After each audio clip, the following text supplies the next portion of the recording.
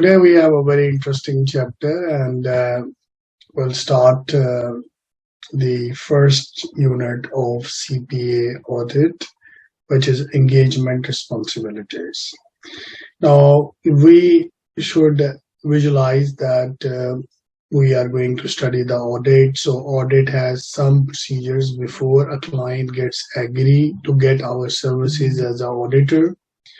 And then, so it has some pre-discussion. So engagement is one of them. And what broader topics are we are going to see? First time is attestation engagements. What does it mean?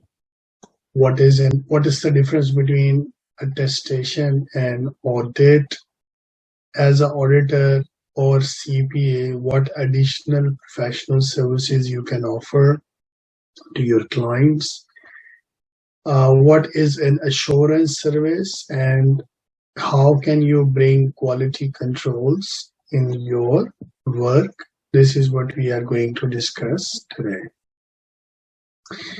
So let's start our discussion with this diagram, or this table is very, very comprehensive, and then let me explain you first, so then we will go back and see the other things. Now, if you see, this is a comparative summary of attestation standards and auditing standards. So what's the difference, first of all?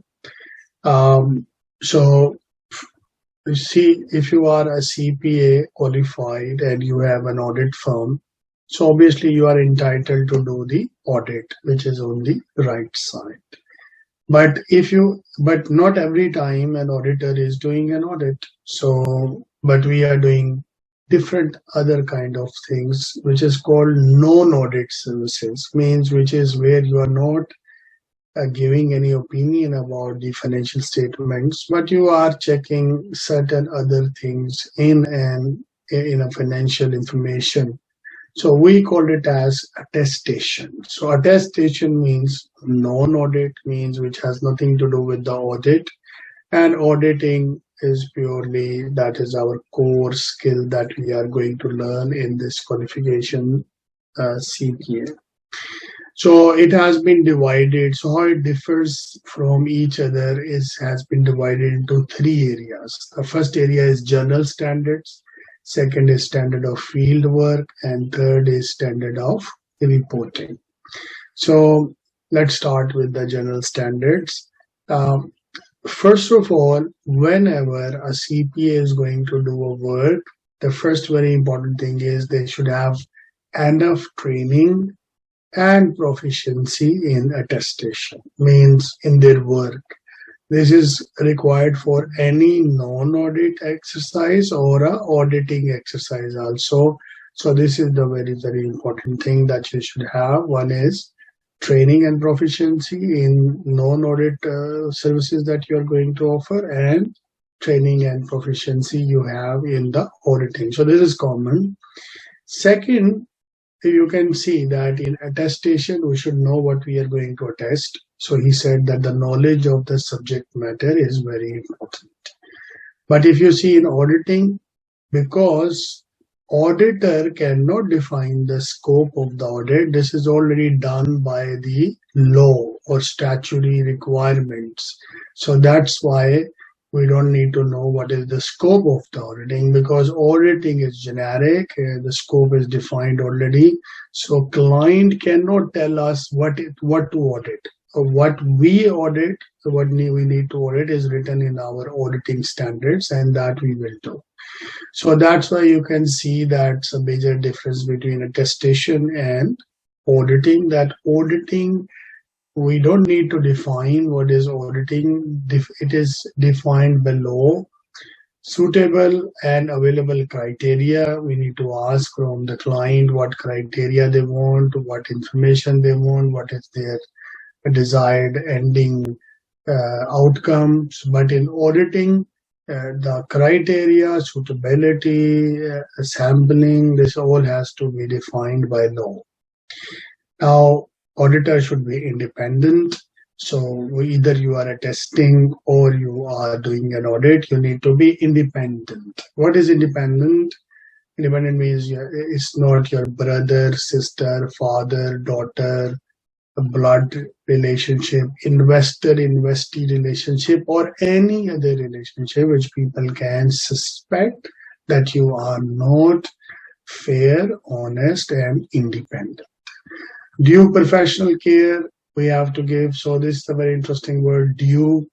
So we have two words in this. One is due and one is, so I mean in simple English, if we can see, we have two ways to handle things. One is I can say that I want to do an audit and I am giving extraordinary efforts. Means I need to check 5 invoices. I'm checking 50 invoices.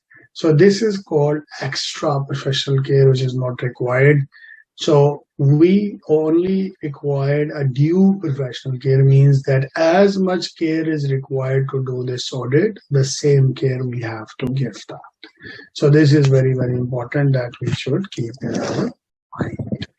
Now, well, these are the general things that we should keep in mind. The next is the when we go to an audit, the actual client visit when we do. So what kind of skills we should have? So we should have planning and supervision, means our team should have a plan and we should supervise our team so they can deliver the best results.